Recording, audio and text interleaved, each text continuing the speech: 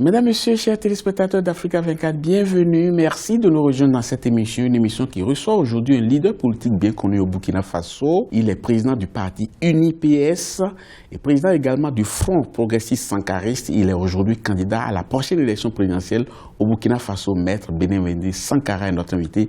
Merci d'avoir accepté notre invitation. C'est pour moi un plaisir. Le plaisir est partagé. Comment se porte votre pays, le Burkina Faso, aujourd'hui? Le Burkina Faso se porte très bien.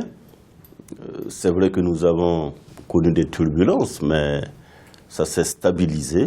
Et je pense que nous irons tranquillement vers des élections justes. Quel regard portez-vous aujourd'hui sur la transition qui doit s'achever dans 2 mois? C'est vrai que la transition a connu beaucoup d'insuffisances, il faut le reconnaître.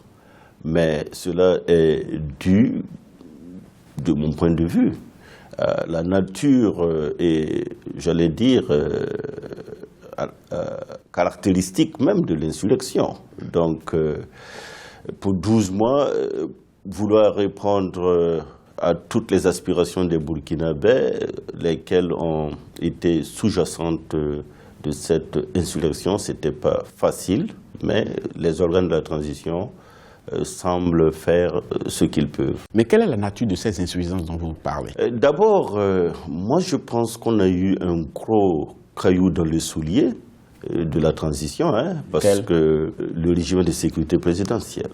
Après l'insurrection, Blaise Compaoré n'est pas là, son régime a été déculotté, mais le système il est resté intact. On a l'impression que les hommes politiques burkinabés n'arrivent à rien gagner en fait, parce que d'abord, ils n'ont pas réussi à obtenir l'alternance, c'est la population qui est descendue dans les rues, l'a obtenue, mais ces hommes politiques ont été capables de récupérer cette situation et de pouvoir gérer cela à leur compte. En fin de compte, c'est les militaires qui en sortent plus gagnants, non? Oui, quelque part, mais je pense qu'il faut avoir une longueur de vue, une certaine vision, pour comprendre que peut-être, dans le court terme, on peut parler d'un bonus pour les militaires, mais dans la durée et dans la vision que moi, personnellement, j'ai, je crois que c'est le peuple burkinabé qui gagne au bout du compte.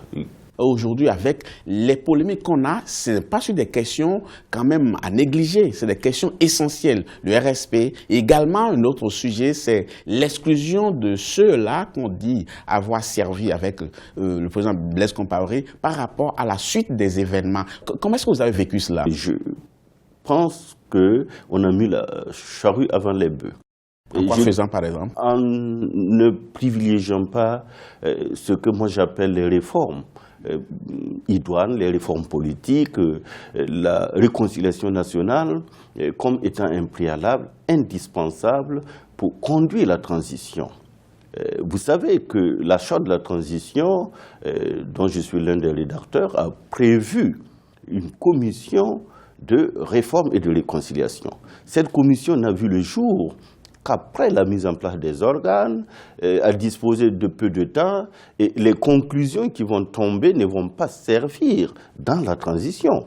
Donc, la question que vous posez, effectivement, le régime de sécurité présidentielle, c'est quoi? C'est que dès la prise du pouvoir par les militaires, du fait, effectivement, des contradictions qui ont émaillé la classe politique de l'opposition, l'ex-opposition à l'époque, qui n'a pas été capable, par exemple, de faire chorus et de prendre le pouvoir d'État et de le gérer, mais a préféré une dévolution à l'armée, eh bien, s'est retrouvé lui-même dans son piège, pour parler justement de cette classe politique-là, et s'est retrouvé dans son propre piège.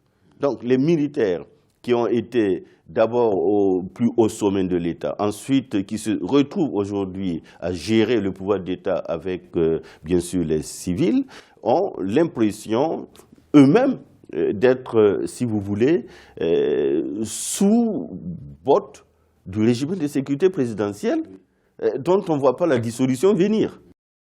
Mais vous aurez préféré quoi? Que ce soit dissous? Ah, tout à fait. Pour moi, il n'y a même pas d'illusion à se faire. Oui, mais le régime doit être dissous. Mais pourquoi? Ce régime, d'abord, a mauvaise presse. Tous les crimes, assassinats politiques, on lui colle. parfois, hein, à tort. Non, c'est pas à tort. Tout ce qui est cité est avéré. Si vous prenez, par exemple, l'assassinat du journaliste Norbert Zongo et de ses compagnons, vous prenez David Ouedraogo, vous prenez bien d'autres, hein. Même l'étudiant Dabo Boukari, apparemment, c'est encore eux. Donc, il y a beaucoup de dossiers comme ça qui collent au régime de sécurité présidentielle. Est-ce qu'il fallait exclure ceux qui ont servi le président Blaise Compaoré pour la suite des événements? Vous savez, j'ai été l'un de ceux-là qui était contre la suspension des partis politiques. Parce que d'un point de vue constitutionnel, l'article 13 pense en tout cas que les partis politiques doivent jouer leur rôle. Mais un parti politique ne doit pas aller contre les valeurs de la démocratie, encore moins ses dirigeants. Je pense que nous avons, au Burkina Faso, ratifié la Charte de l'Union africaine, les accords, les traités de la CEDEAO, et j'en passe. Donc, le Burkina Faso n'a rien inventé. Nous avons simplement internalisé des dispositions qui écartent du champ de jeu tous ceux, d'une manière ou d'une autre, ont concouru à des situations antidémocratiques comme l'insurrection qui est arrivée au Burkina Faso. Alors on vous dit constant et accessible, hein, quand on cite les hommes politiques burkinabés aujourd'hui, on dit que Béné Mendy Sankara, c'est un homme constant, il n'a jamais été au gouvernement alors qu'il aurait pu être. Ce sont des qualités d'homme politique. Également aussi les journalistes et les hommes de médias comme nous, on dit que très facile de jeune Béné Mendy Sankara pour qu'il donne son point de vue. Mais est-ce que vous pensez que les Burkinabés vous le reconnaissent vraiment? Merci d'abord pour ces appréciations. Il m'appartient peut-être à travailler davantage pour que les Burkinabés me le reconnaissent. Et je crois que je le ferai avec mon parti, l'UNIPS, l'Union pour la Renaissance, parti sankariste. Mais certains Burkinabés nous ont dit qu'ils feront confiance à celui-là qui fera la différence. En quoi votre candidature fait la différence? La différence déjà se trouve dans notre constance, en faisant en sorte que les Burkinabés retrouvent leur fierté légendaire d'hommes intègres. Vous allez à cette élection sous la bannière de votre parti, l'UNIPS, mais également sous la bannière du Front progressiste sankariste. Mais que reste-t-il de ce front aujourd'hui? Oui, ce front était constitué en réalité de 3 formations politiques. 2 formations sont restées. Il y a une formation qui jusqu'à présent ne s'est pas prononcée, mais nous avons par ailleurs plus d'une vingtaine d'OSC, d'organisations de la société civile, qui soutiennent notre candidature. Est-ce que c'est le rôle des OSC, des organisations de société civile? Oui, c'est que là, c'est des... Vous avez dit oui, quand ça vous arrange, c'est oui. Quand ça ne vous arrange pas, c'est non. Je dis oui pour répondre à votre préoccupation, puisque ici, il s'agit d'associations qui, de façon délibérée, se sont retrouvées dans notre plateforme. Vous avez été investi candidat par votre parti, et vous, je le disais tout à l'heure, vous êtes porté par ce bloc sankariste, mais à peine investi, on constate que le bloc se fissure. Vous avez une convention qui était ouverte à tout venant, mais cette convention a décidé de ma candidature de façon unanime.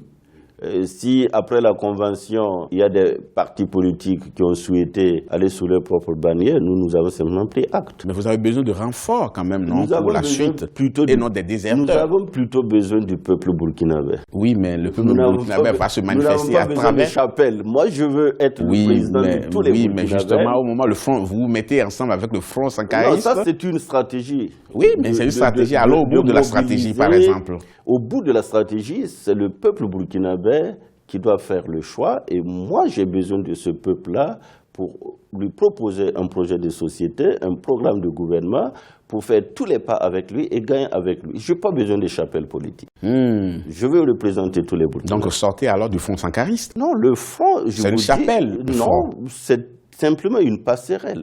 Mais les membres de ce front vous reprochent quoi concrètement? Est-ce que vous avez à comprendre le message qu'ils font passer? Franchement, personne ne m'a reproché de quoi que ce soit. Ah, c'est une erreur politique de ne pas savoir ce qu'on vous reproche et de le corriger pendant qu'il est encore temps. Non, on m'a reproché de rien. Mais si tout allait bien, pourquoi partirait-il? Posez-leur la question. Départ, un message, Posez-leur la question. Oui, je leur pose la question. Ils ont dit qu'ils ont trop de choses à vous reprocher. Ah, mais qu'ils vous le disent.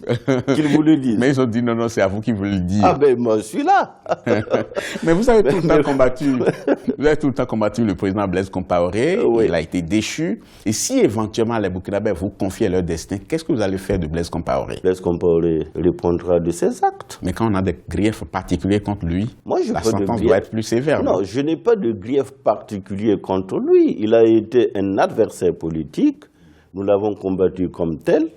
Il a perdu, il a pris la fuite. Bien sûr que s'il a posé des actes, il répond de ses actes. Maître Bénéwende Sankara, merci beaucoup. C'est un plaisir pour nous de vous avoir, hein, comme d'habitude, pour que vous éclairiez la lanterne de nos téléspectateurs. Étant candidat à l'élection présidentielle, je voudrais que vous regardiez cette caméra et en 30 secondes, que vous adressiez aux téléspectateurs, aux militants, également à ceux-là qui iront voter le 11 octobre pour leur dire pourquoi ils devraient voter pour vous ou pas pour quelqu'un d'autre. Je veux simplement dire d'abord à toute l'Afrique d'avoir confiance en elle-même et particulièrement aux Burkinabés de ne pas laisser trahir ni l'insurrection ni leur révolution.